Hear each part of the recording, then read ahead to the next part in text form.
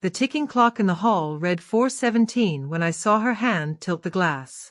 She didn't spill it. It was a deliberate act, a slow pour of crimson onto the thick paper. My sister, Elena, hovered over my 7-year-old son, Leo, her expression one of detached amusement. Leo had spent his entire weekend on that canvas, a gift for his grandmother, a vibrant scene of the mountains behind our family's lodge. Now, the dark wine bled across his sunset, drowning the careful strokes into a soggy purple ruin. He has to learn, Elena declared, her words slightly thick from the drink. The real world isn't interested in his arts and crafts. It was cluttering the table. She took a final sip, placed the empty glass directly onto the soaked artwork with a definitive clink, and scanned the room. My brother-in-law let out a short laugh. Consider it an early life lesson, kiddo. Harden up. The sound of agreement, a low, uncomfortable murmur, filled the space. My own mother gave a weak, strained chuckle. Leo didn't make a sound.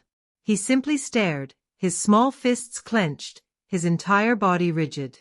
I didn't move. I didn't speak, but I held my breath and watched my child. He was trying to vanish. He bit down on his lower lip until the skin turned white, his shoulders trembling with the effort of staying still. He compressed himself into the dining chair, pulling his knees to his chest, as if by making himself physically smaller he could shrink away from their judging eyes. He wasn't seeking comfort from me or anyone. He was practicing a terrible kind of invisibility, a child's desperate calculus. If I am quiet enough, still enough, small enough, the spotlight of cruelty will pass over me. He was waiting for the laughter to stop, hoping that by being no trouble at all, the predator would lose interest. And in that terrible silent moment, watching him fold into himself, I saw with horrifying clarity the legacy I was moments away from handing him. It was the same heavy, suffocating blanket of compliance I had worn my whole life, the one that smothers your voice, that teaches you to swallow your anger and your hurt so as not to disturb the fragile, false peace. It was the chain of silence passed from one generation to the next, polished by guilt and fastened with a lock of fear. Was I really going to stand by and let him inherit my silence? Was I going to watch him learn, as I had, that his pain was an inconvenience, his creativity a nuisance, and his only value lay in not making waves? The air in the cabin grew thick and charged, like the atmosphere before a lightning strike, heavy with decades of unspoken words, swallowed grievances, and carefully buried truths. The musty scent of old pine logs in the fireplace mixed with the sour tang of the spilled wine. I pushed my chair back. The screech of wood on the old oak floor was a harsh, grating sound that sliced through the low murmurs and the crackling fire. I didn't go for a cloth. I didn't rush to dab at the spreading purple stain on the table. I didn't try to salvage the painting. I walked slowly, deliberately, around the long dining table, my footsteps echoing in the sudden quiet. I placed myself squarely between Elena and my son, my back to him, facing her. I became a living wall. I looked only at my sister. Her face, usually so sharp and animated, was blurred slightly by the afternoon wine, but her eyes held that familiar, glittering challenge. For the first time in my life, I felt no impulsive urge to mend the situation, to smooth over the jagged edges, to make a joke or offer a placating smile to lighten the unbearable mood. The frantic internal script I'd always followed, the one that told me to fix, to appease, to manage everyone else's emotions, went utterly silent. In its place was a cold, clear, and startling finality. It felt less like rage and more like the quiet click of a lock turning. "You liked that," I stated. My voice wasn't loud. It was flat, eerily calm, devoid of the tremor I usually felt. "You enjoyed taking something he made, something he poured his heart into, and destroying it. You liked watching his face as you did it." Elena waved a dismissive hand, her gold bracelets clinking together, and reached for the half-empty bottle of Cabernet on the sideboard. "Mia, for God's sake, relax. It's poster board.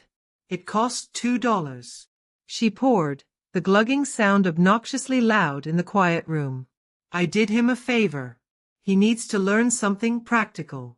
The world doesn't hand out trophies for finger painting. Practical, I repeated. The word felt foreign in my mouth, tasting like old coins, like iron. I held my breath and watched my child. He was trying to vanish. He bit down on his lower lip until the skin turned white, his shoulders trembling with the effort of staying still. He compressed himself into the dining chair, pulling his knees to his chest, as if by making himself physically smaller he could shrink away from their judging eyes. He wasn't seeking comfort from me or anyone. He was practicing a terrible kind of invisibility, a child's desperate calculus. If I am quiet enough, still enough, small enough, the spotlight of cruelty will pass over me. He was waiting for the laughter to stop, hoping that by being no trouble at all, the predator would lose interest. And in that terrible silent moment, watching him fold into himself, I saw with horrifying clarity the legacy I was moments away from handing him. It was the same heavy, suffocating blanket of compliance I had worn my whole life, the one that smothers your voice, that teaches you to swallow your anger and your hurt so as not to disturb the fragile, false peace. It was the chain of silence passed from one generation to the next, polished by guilt and fastened with a lock of fear. Was I really going to stand by and let him inherit my silence?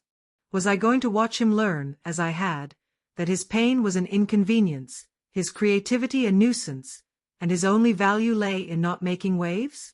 The air in the cabin grew thick and charged, like the atmosphere before a lightning strike, heavy with decades of unspoken words, swallowed grievances, and carefully buried truths. The musty scent of old pine logs in the fireplace mixed with the sour tang of the spilled wine. I pushed my chair back.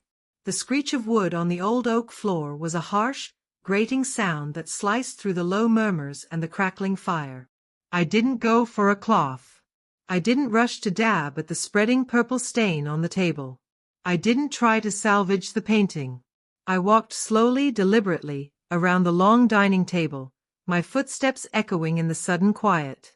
I placed myself squarely between Elena and my son. I looked only at my sister, facing her. Her face, usually so sharp and animated, was blurred slightly by the afternoon wine, but her eyes held that familiar, glittering challenge. For the first time in my life, I felt no impulsive urge to mend the situation, to smooth over the jagged edges, to make a joke or offer a placating smile to lighten the unbearable mood. The frantic internal script I'd always followed, the one that told me to fix, to appease, to manage everyone else's emotions, went utterly silent. In its place was a cold, clear, and startling finality. It felt less like rage and more like the quiet click of a lock turning. "You liked that," I stated. My voice wasn't loud. It was flat, eerily calm, devoid of the tremor I usually felt. "You enjoyed taking something he made, something he poured his heart into, and destroying it. You liked watching his face as you did it." Elena waved a dismissive hand, her gold bracelets clinking together, and reached for the half-empty bottle of Cabernet on the sideboard. "Mia, for God's sake, relax. It's poster board.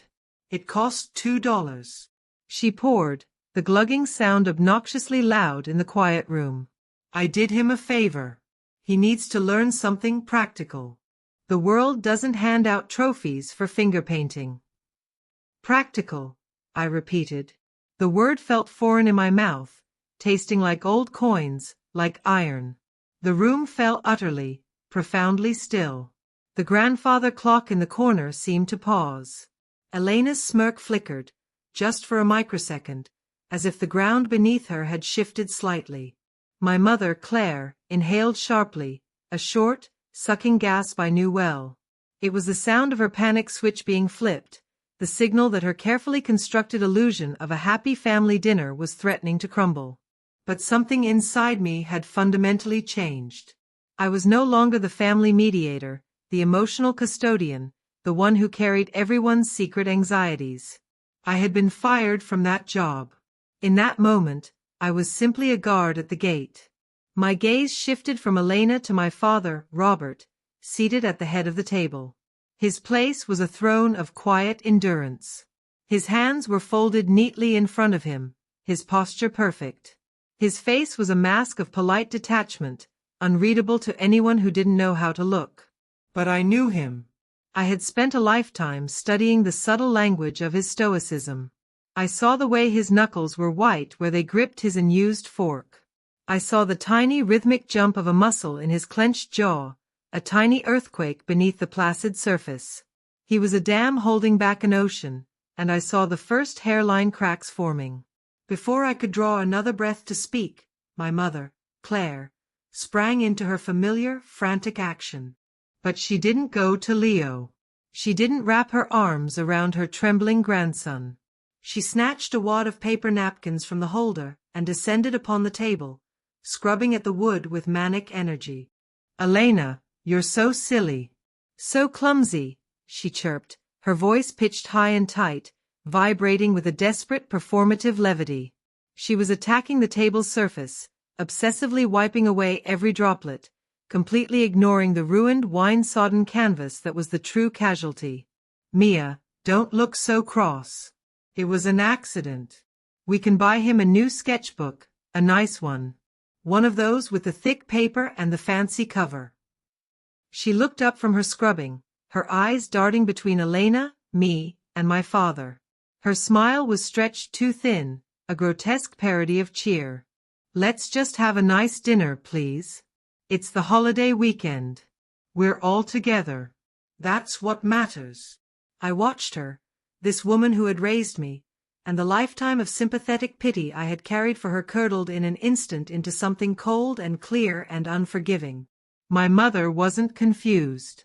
She wasn't a helpless bystander caught in the crossfire. She was a willing architect, the chief engineer of this elaborate illusion. She was the one who drafted the blueprints for this fragile house of cards, and she was willing to sacrifice whatever, or whoever, was necessary to keep it from collapsing. She fed the loudest voice, appeased the biggest threat, and balanced the books by taxing the quiet ones. She would let my son's spirit be crushed, let his confidence be stained, if it meant the surface of her dinner table, and her perfect family narrative, remained spotless. She taxed our dignity, our peace, our very sense of self, to fund her grand, crumbling delusion. "See," Elena said, her confidence buoyed by our mother's intervention. She leaned back in her chair, swirling the wine in her glass, the picture of arrogant nonchalance. "He's too sensitive. You baby him, Mia. You cushion every little fall. I'm doing him a favor. I'm teaching him how the real world works. No one cares about your feelings out there." That was it. The snap of the final, frayed thread. It wasn't a loud sound. It was internal, the quiet severing of a last, thin tether. My father, Robert, stood up. He rose with a slow, deliberate gravity, the movement carrying the weight of 40 years of deferred decisions. The chair didn't scrape, it sighed as he pushed it back. All eyes followed him as he walked, not toward the door or the kitchen, but to the massive stone fireplace that dominated the far wall. Above the mantel hung a rustic, hand-carved wooden plaque, the letters stained a dark walnut, "Family First." He stood before it, his back to us, his shoulders a straight line against the flickering firelight. For a long moment, he simply studied those two words, as if seeing them for the first time, or perhaps deciphering a code he'd finally broken. Then he turned, slowly, to face my mother. His gaze was a laser, cutting through her frantic energy. "You're cleaning the table," he observed. His voice was a low rumble, the kind you feel in your chest before you hear it, like distant thunder on a still lake. It wasn't loud, but it commanded the absolute silence that had fallen. "You didn't look at the boy. You didn't check if he was okay. You're worried about the wood stain." Claire froze, a wine-soaked napkin dripping from her clenched fist. Her performative smile vanished, replaced by a mask of bewildered injury. "Robert, don't be difficult. Don't make this into something it's not. I'm just trying to." "You're trying to buy quiet," he interrupted, his tone chillingly matter-of-fact. "You've been trying to buy it for decades.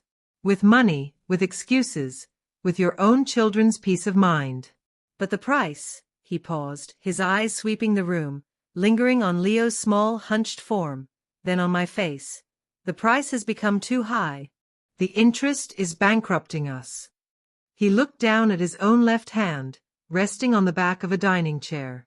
On his ring finger, a simple gold wedding band was buried in the flesh, a deep groove worn into the skin over 40 years of marriage, of work, of silent endurance.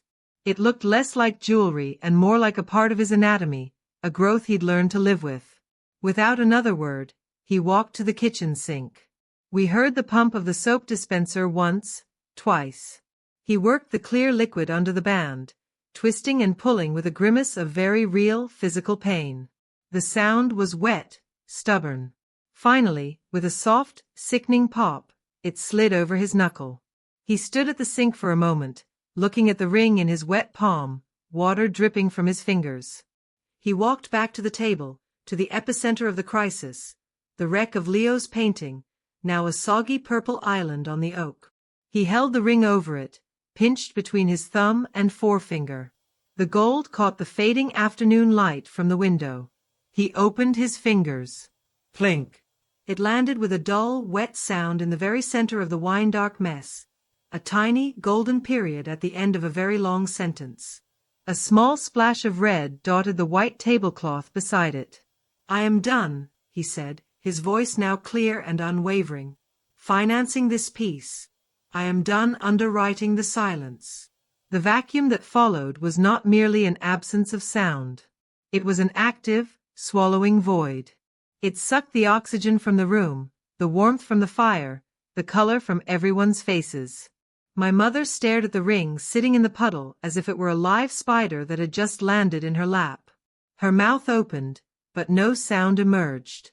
Elena was the first to break, her laughter a sharp, nervous bark that shattered the quiet like glass. "Oh my God! You're divorcing Mom over a kid's poster." She scoffed, rolling her eyes with a practiced flourish, though the gesture was brittle, and her eyes kept darting to my father's face. "That is the most pathetic, dramatic thing I've ever seen. It's a $5 watercolor set, Dad. Get a grip." Robert didn't even look at her. It was as if she hadn't spoken. He turned and walked to his worn leather briefcase, resting in the shadowy corner by the umbrella stand. He unzipped it with a decisive rasp and pulled out a thick, black, leather-bound notebook. It was old, the spine was creased and cracked, the edges of the pages softened and stained with use. It looked like an accountant's ledger from another century. He carried it back to the head of the table and set it down with a solid, authoritative thud that made the cutlery jump. He placed both hands on its cover. "I am a civil engineer," he began, his tone shifting into something professional, clinical, terrifying in its detachment. "For 40 years, my job has been to diagnose points of failure, to calculate load-bearing stress, to find the hidden cracks in foundations before the entire structure collapses. I track failures." He opened the book. The pages were filled not with prose, but with meticulous, precise columns of his handwriting. Dates, amounts, codes, brief notes in tight, neat script. It was a spreadsheet made flesh, a history written in numbers and facts. He turned the book to face Elena and my mother. 3 years ago, Elena. March 14th. You needed $4,800 for a brand collaboration with a skincare line.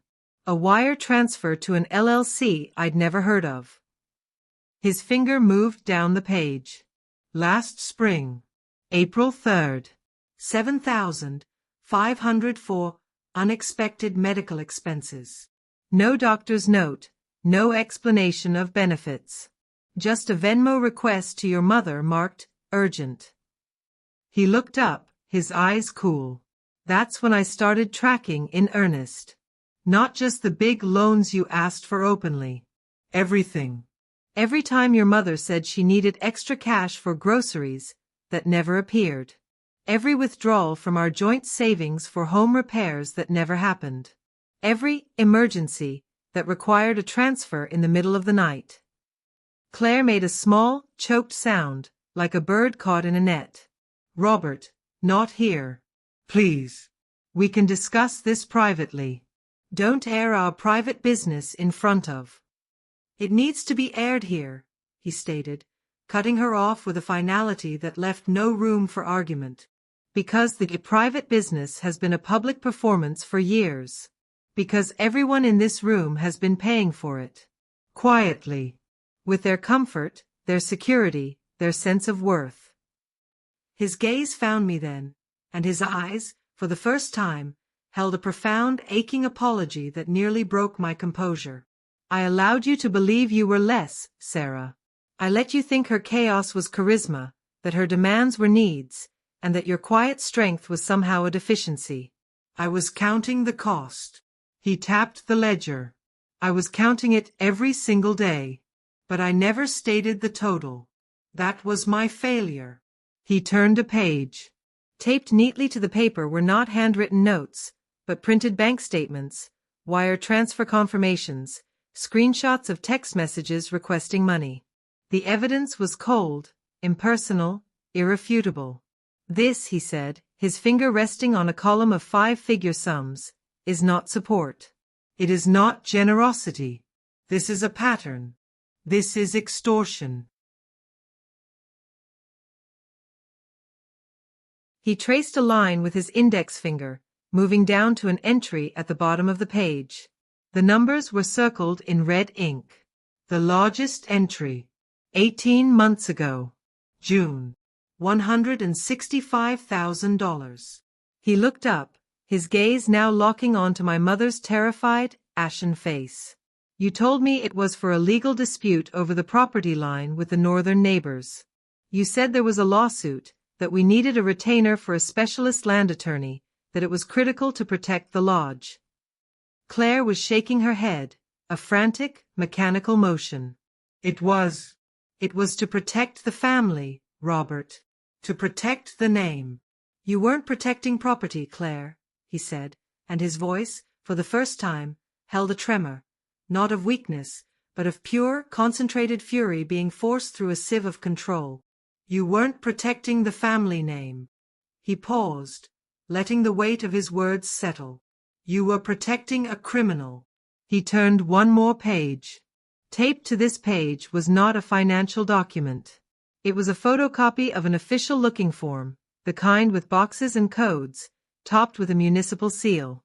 The grayscale image was stark under the warm cabin light. My breath caught in my throat, a physical hitch that felt like a punch. I saw the words, "Incident Report," at the top, and a coldness seeped into my bones that had nothing to do with the draft from the fireplace. Robert spoke to the frozen room, his eyes now on the document as if reading a blueprint for disaster. Elena left a party in the city 18 months ago. She had been drinking. The police report estimates her blood alcohol level was nearly twice the legal limit. His voice was flat, reciting facts. She lost control of her vehicle on a residential street. She swerved, sideswiping a parked car, and then continued onto the sidewalk. He paused, and the silence became a tangible thing, pressing in from all sides. She struck a 19-year-old boy who was walking his dog. Then she drove away. A hit and run. A high, thin whine started in my ears. I remembered that time. Vividly. Elena had disappeared for nearly a month afterward. She's taking some time for herself, my mother had explained, her voice breezy and dismissive. A wellness retreat upstate. She's finally dealing with her stress. There had been hushed phone calls, my mother's face drawn with a worry she passed off as maternal concern for Elena's burnout. I had offered to help, to listen. I'd been met with a wall of brittle cheer. She just needs space, Mia. Don't fuss. The boy survived, Robert continued, the words falling like stones. But with a fractured pelvis, a traumatic brain injury, and injuries to his spine that required 2 surgeries. His dog was killed. He finally looked up from the ledger, his eyes finding my mother's. They were utterly hollow. You took $165,000 from our retirement fund, from the savings account my father left us, from the equity line on this lodge. You didn't tell me. You paid for a high-priced attorney who specializes in making things like this go away. You paid a private, out-of-court settlement to the boy's family to keep them from pressing charges or filing a civil suit. You paid off the owner of the damaged car in cash. You orchestrated the entire cover-up. And you told me, he said, his voice cracking on the edge of that contained fury, that it was a minor property dispute, a nuisance lawsuit. You looked me in the eye and you lied. He closed the ledger. The sound was a gunshot in the quiet cabin, a period at the end of our family's old story. You sold our future, he said, each word precise and sharp, to hide her crime. You gambled my retirement, our security, the legacy I planned to leave for my grandchildren, to keep her out of jail and her reputation spotless. And then, his voice rose, just a fraction, and it was more terrifying than any shout. And then you let her sit at this table, in this home she helped you mortgage, and mock a 7-year-old child for creating something beautiful. You let her pour wine on his heart because you taught her, by example, that destruction has no consequences. That cruelty is free, and someone else will always pay the bill. He stared at Elena, who had gone the color of parchment. You are not a businesswoman. You are not an influencer. You are a liability. And your mother, he turned his gaze back to Claire, is your accomplice, your enabler, your partner in this fraud. The silence that followed was tectonic. It was the sound of continents shifting, of a landscape forever altered. The family myth we had all been laboring under, of Elena the vibrant, troubled star, of Claire the self-sacrificing matriarch, of Robert the distant but reliable provider, of me the reliable, unremarkable peacekeeper, lay in shattered pieces on the wine-stained floor. Elena tried to rally. It was a pathetic, fascinating sight. She pushed back from the table and stood up, smoothing the front of her expensive linen dress, a gesture meant to convey casual control. She tossed her hair, trying to summon the arrogant facade that had always been her armor.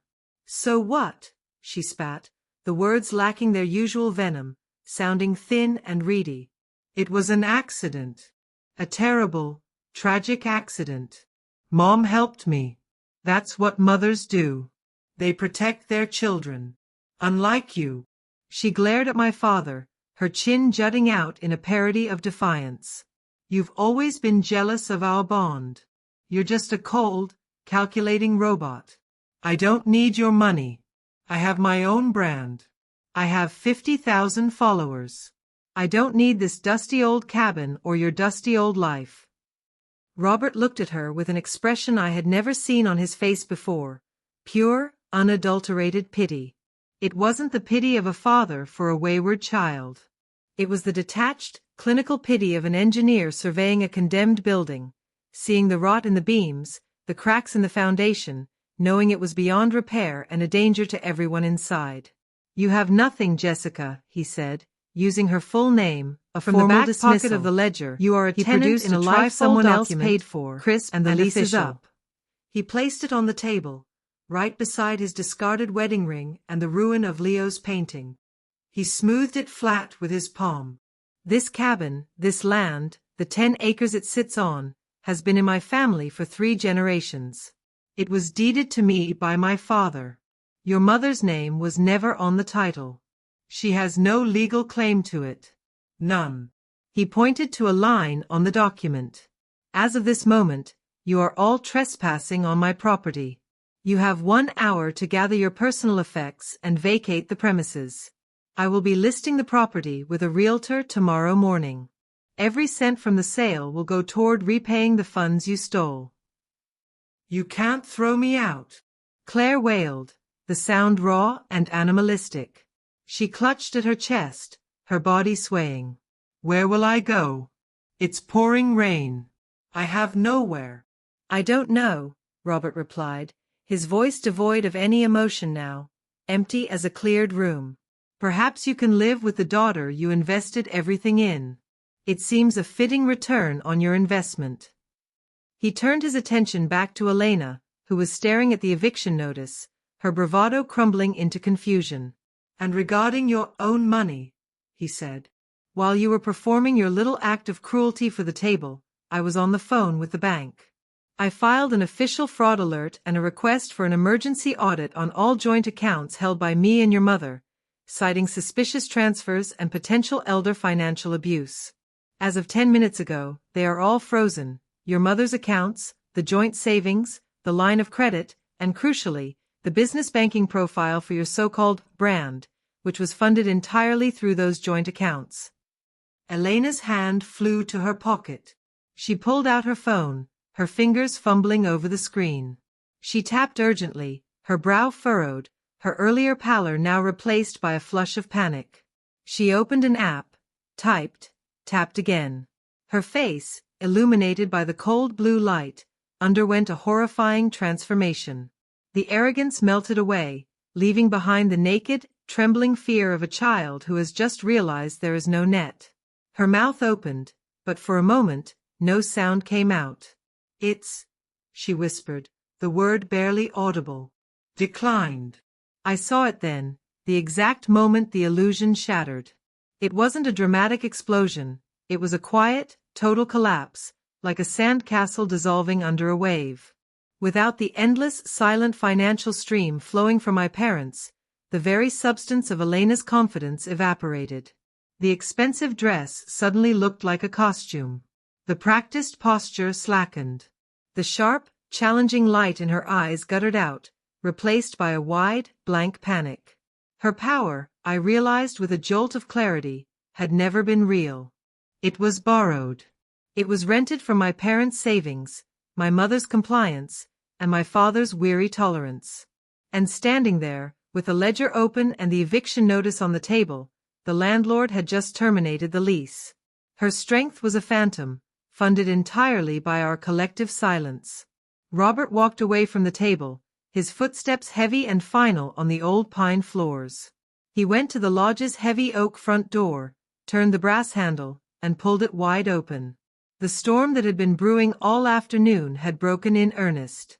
A cold, rain-swept wind howled into the warm room, carrying the scent of wet earth and pine. It whipped the curtains, extinguished a candle on the sideboard, and sprayed a fine mist of rain across the threshold. The cozy, insulated world of the cabin was violently breached by the real, wet, indifferent night. He stood beside the open door, a silhouette against the charcoal gray of the storm, and said the only two words left to say, "Get out." Elena's head snapped up. Her eyes, wide and desperate, scanned the room like a trapped animal looking for an escape route, or perhaps an ally. They landed first on my brother-in-law Mark, who had been so quick to laugh and call it a life lesson just half an hour before. He would not meet her gaze. He found something utterly fascinating about the intricate grain of the floorboards, studying it with intense concentration. His earlier camaraderie vanished without a trace. Her gaze darted to my mother. Claire was beyond being an ally. She was a ruin herself, sunk into a chair, sobbing into her hands, her shoulders shaking with ugly, helpless tears.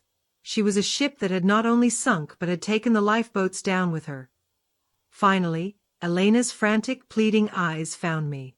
I was still standing between her and my son, my body a barrier. I had not moved. In my stillness, she saw a possible loophole, a last vestige of the old dynamic she could exploit. "Mia," she said, my name a strangled plea. She took half a step toward me, her hand outstretched in a gesture that was meant to be supplicating but felt like a grab. "You're my sister.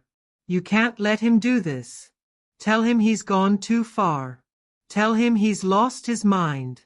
This is our family. He's destroying our family." I looked at her. I looked at this woman who had been both my tormentor and my distorted mirror for 3 decades. I saw the girl who'd cut the heads off my dolls, the teenager who'd read my diary aloud to her friends, the adult who'd borrowed money from my savings account without asking and never paid it back. I saw the woman who had just looked my sweet, sensitive son in the eye and taught him the most corrosive lesson of all, that creation is frivolous, that tenderness is weakness, and that cruelty from those who should love you is normal. I felt no rage in that moment.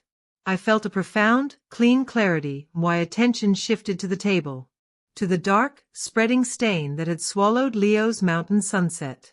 to the golden wedding ring, a tiny island in that purple sea, symbolizing a contract that was now null and void. Then I looked down at Leo himself. He was peeking out from behind my legs now. He wasn't crying. He wasn't hiding his face. He was watching, his big eyes taking in this unprecedented scene, his mother standing firm, his grandfather speaking truth, the bullies being called to account. He was witnessing the silence being broken. In his wide eyes, I didn't see fear anymore. I saw a dawning, cautious understanding.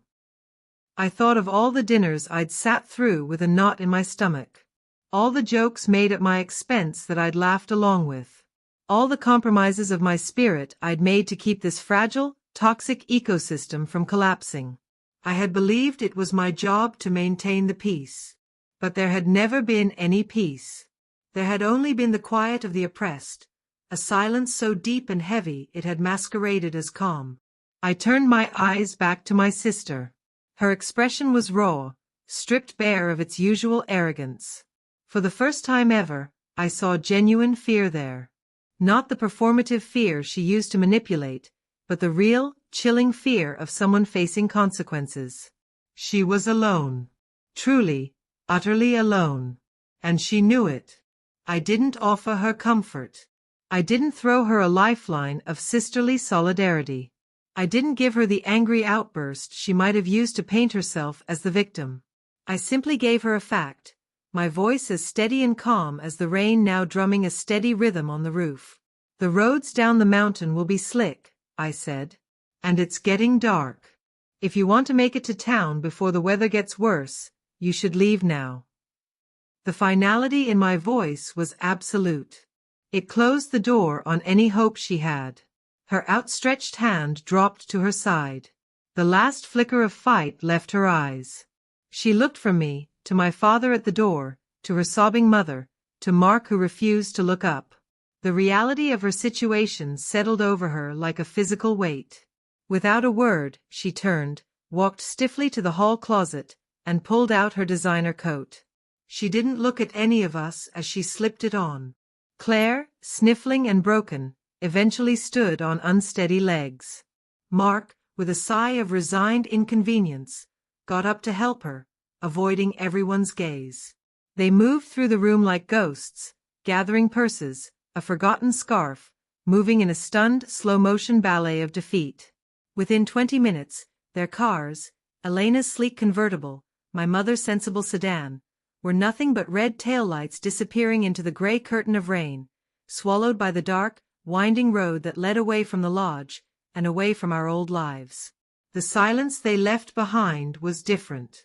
It wasn't the heavy, oppressive silence of things unsaid. It was the clear, ringing silence after a storm has passed. It was space. It was air. Leo finally moved. He stepped out from behind me and walked to the table. He looked at his ruined painting for a long moment. Then he did something that made my heart clench. He didn't look sad. He reached out a small finger and gently pushed my father's wedding ring, spinning it slowly in the wine stain. He looked up at my father, who had closed the door against the storm and was watching him. "The gold looks like the sun, Grandpa," Leo said, his voice small but clear in the quiet room. "In my new painting." My father, Robert, looked down at his grandson, and the transformation on his face was something I will remember for the rest of my life. The granite mask of a lifetime shattered, not into pieces, but into something soft and warm. The deep lines of stress around his eyes didn't vanish, but they rearranged themselves into something new. The marks of weariness, yes, but also of a burden finally set down. He knelt, his knees cracking faintly, so he was at Leo's eye level. He placed a large, work-roughened hand gently on Leo's shoulder. "It does look like the sun," he agreed, his voice a gentle rumble. "A sun setting on an old story. And when we make the new painting, we'll put a new sun right in the center. A rising one." That was the beginning of our new language. Not of appeasement, but of rebuilding. We didn't stay in the lodge that night. The air, though cleared, was still thick with the ghosts of the old dynamic. We packed a few bags, my father, Leo, and I, and drove down the mountain through the relentless rain to a quiet hotel in the valley. We ordered bland room service and ate it on one of the beds, and Leo fell asleep between us, exhausted, but for the first time in days, his body was relaxed, not clenched in readiness.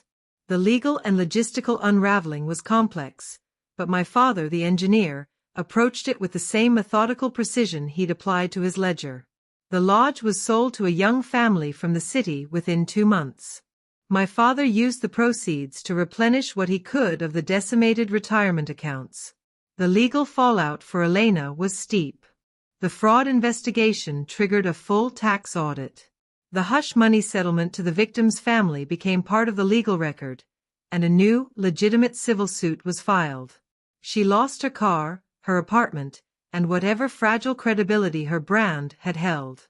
The last I heard, she was working at a big box store, living in a small apartment with a roommate, her life a monument to the consequences she had always evaded.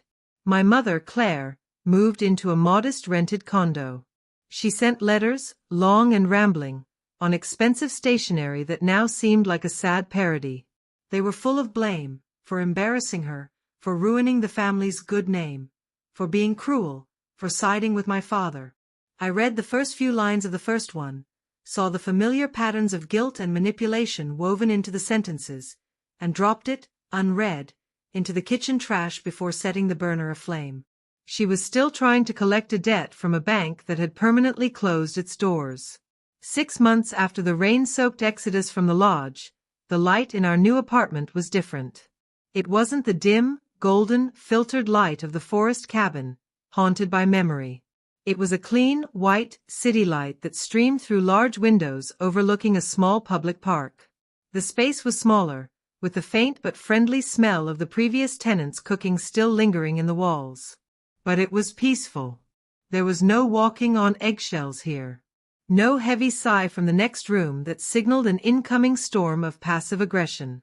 No dread of the next gathering, the next backhanded compliment, the next emotional withdrawal.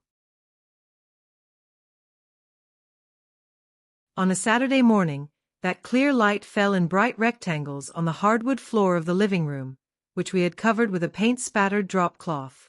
My father and Leo knelt together in a nest of wood shavings. They were building a frame.